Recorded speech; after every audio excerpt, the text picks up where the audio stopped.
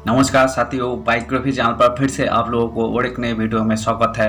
आशा करते हैं कि आप लोग अपने जीवन में खुश होंगे, मस्त होंगे और मजे में भी होंगे।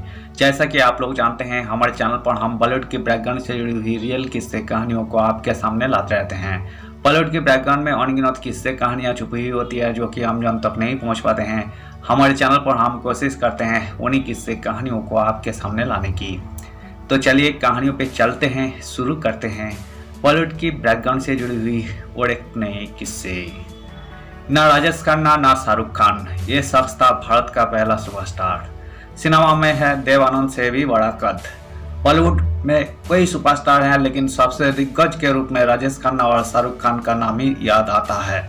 लेकिन इन दोनों सितारों से भी पहले भी बॉलीवुड को एक सुपरस्टार मिला जिसने अपने हुनर से लोगों का दिल जीता था। साल था 1928। एक हट्टा कट्टा नौजवान बॉम्बे फिल्म कंपनी के शीर्ष बॉस के दफ्तर में घुस गया।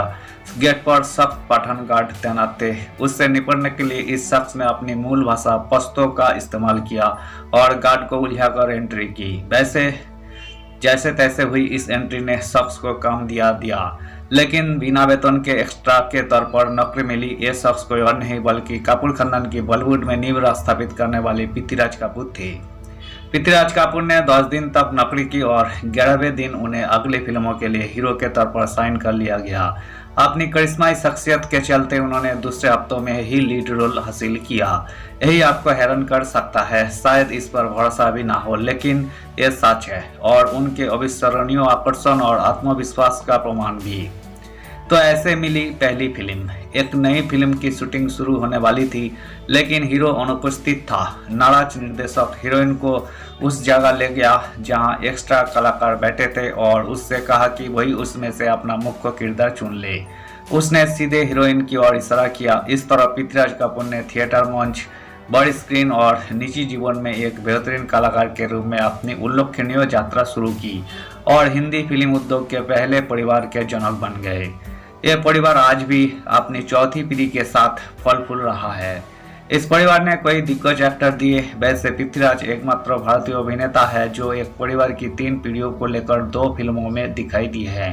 आवारा में उनके पिता वशिष्ठनाथ कपूर और बेटे राज कपूर और शशि कपूर साथ नजर आए।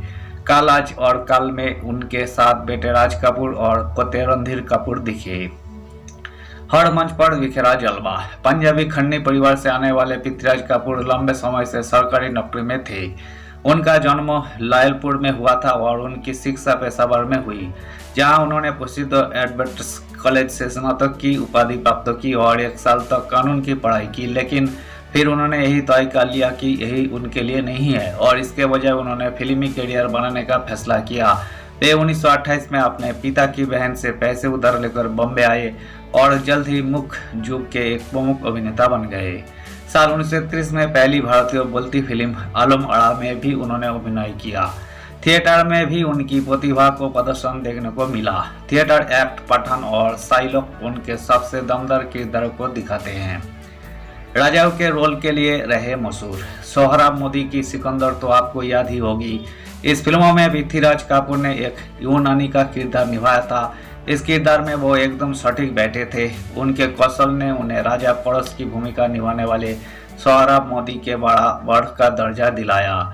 इसके बाद ही वो 1941 में चर्चा में आ गए थे। वैसे सालों बाद सिकंदर आजम में पृथ्वीराज ने खुद पड़ोस की भूमिका निभाई।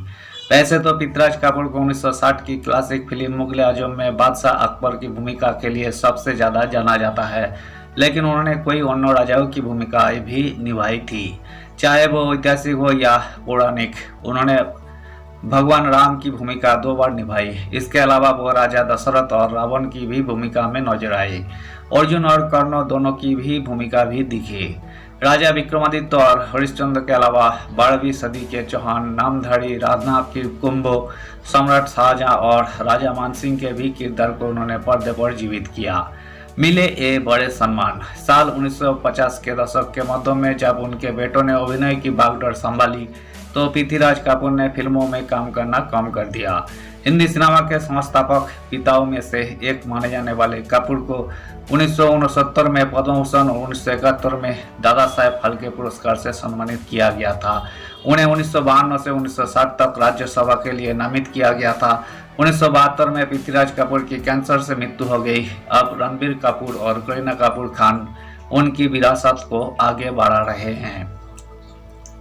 धन्यवाद साथियों, इस वीडियो में हमने पृथ्वीराज कपूर की जीवन से जुड़ी हुई किस्से को आपके सामने रखने की कोशिश की है। उम्मीद है दोस्तों वीडियो आपको जरूर पसंद आई होगी। वीडियो पसंद आए तो लाइक कर दीजिएगा। चैनल पर नए आए हैं प्लीज एक सब्सक्राइब कर दीजिएगा। मिलते हैं नेक्स्ट वीडियो में। धन्यवाद।